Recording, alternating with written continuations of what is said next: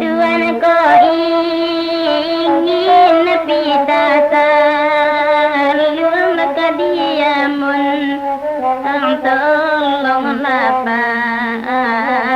maka diamun elo Tuhan baik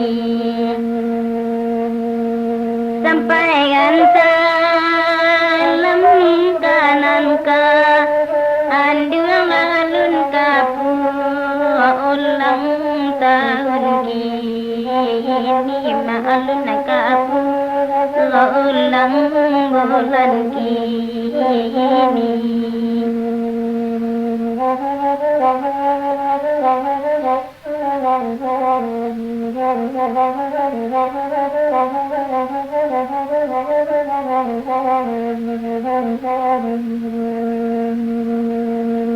Sabang mambu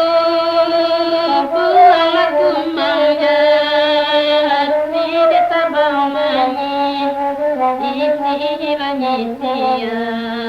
sabang manyi isi banyi sia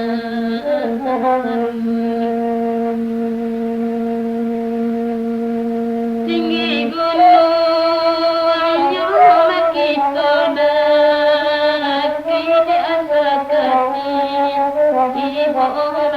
jauh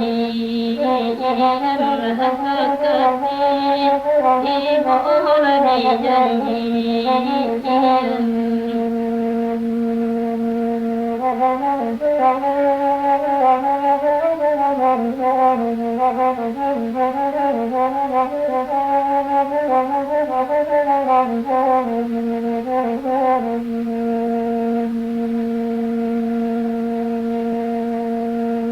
tinggi bukitnya lekul mani matampa adile ere abanagi iya matampa adile abanagi kan dua sabade nai mana angilan tahun tuang kadipanga aganalan tahun tuang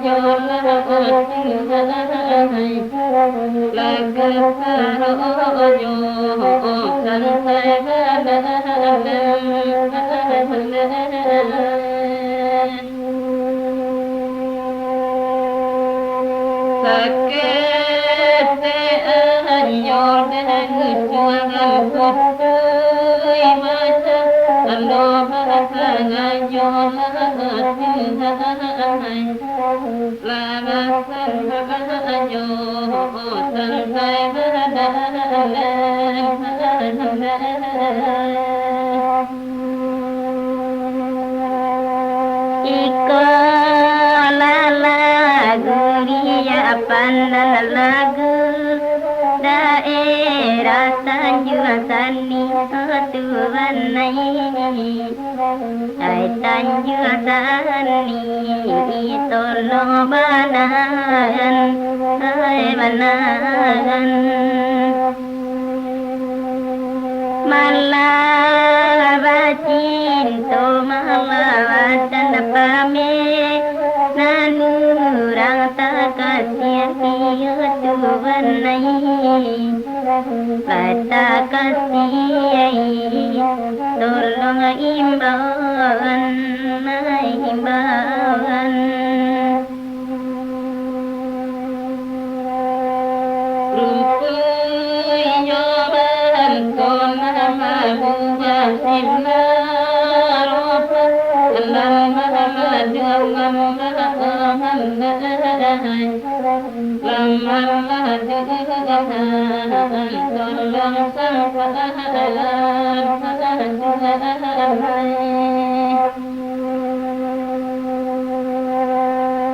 hati joman ton maluna sansaro adam manggong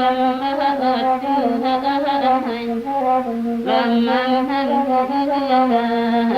tolong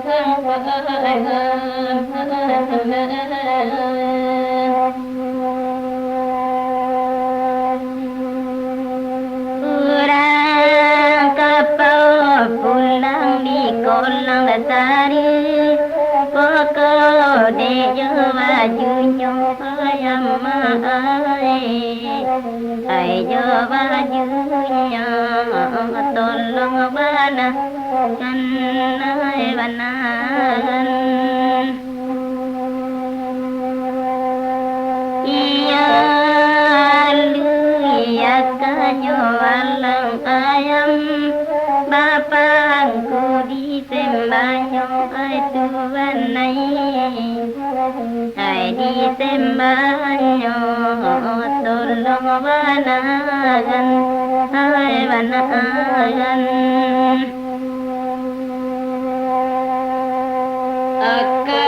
akarami yo padang luanan sakare kadayan radola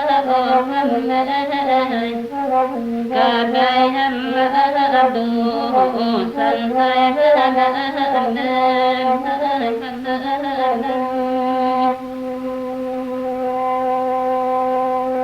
namna radu karena nyembahayam jantan batin dulu batin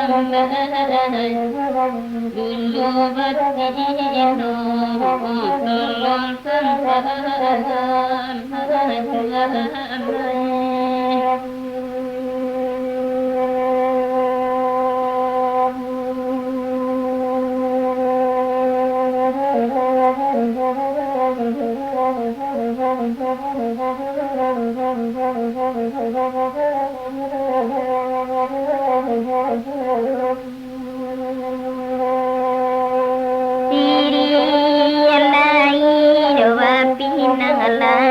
kota sada jawa dan makan Tuhan jawa dimakan tolong banakan nang kedua kasih alai sayang kulai nanta untung kadi pangagan okan dengai kadi pangagan di mabamanu nang kandungai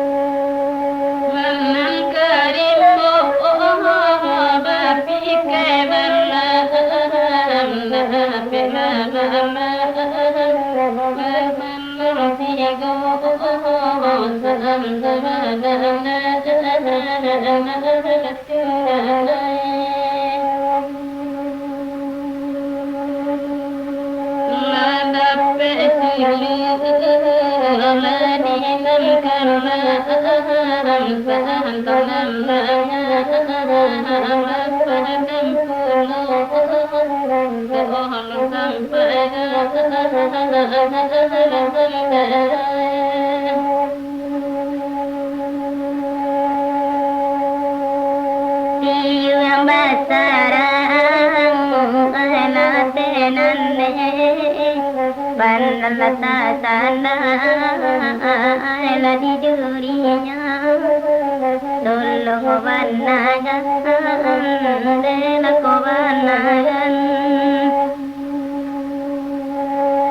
biana ila ala cincina me intan bakarang ala gantinya dolo ko japuiden dela nagaduan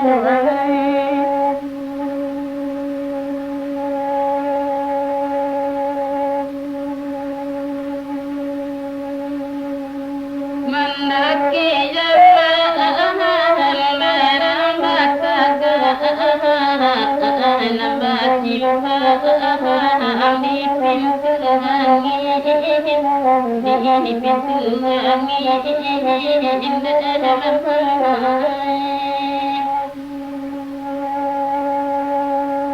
dan ulang sapu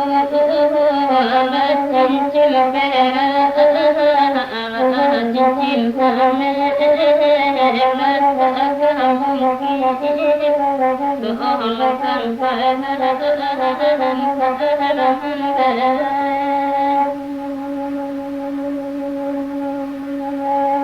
sangai rambinya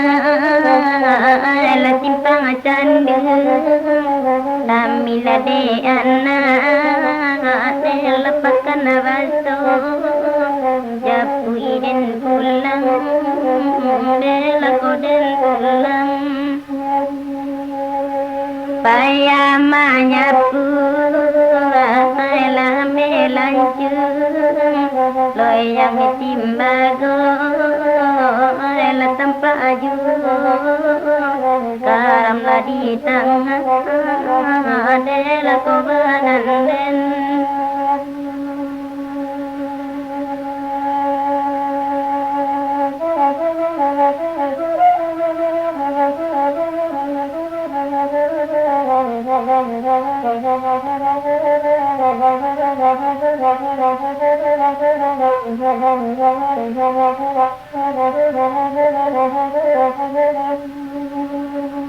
rumah lagata sendinyo koko gugatan suka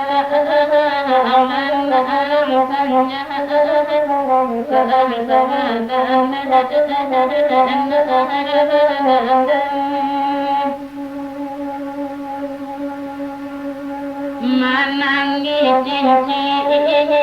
dalam toko mana dijari dalam kalau cari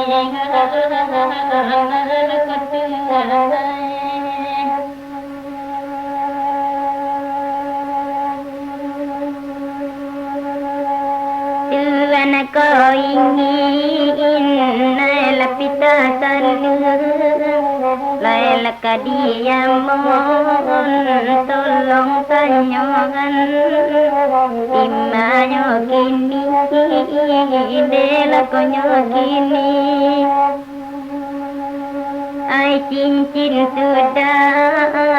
jari dan kudu kain dua kaki ialah dasar ruangan japui antagan ialah dan naik pulang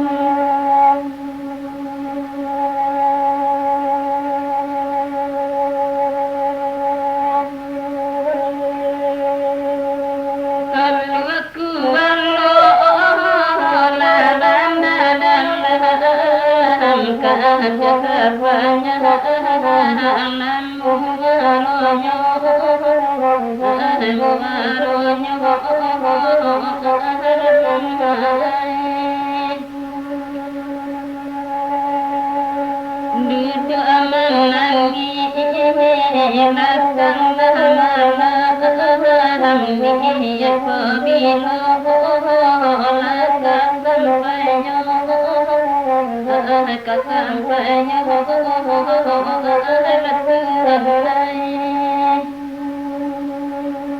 pelabuhan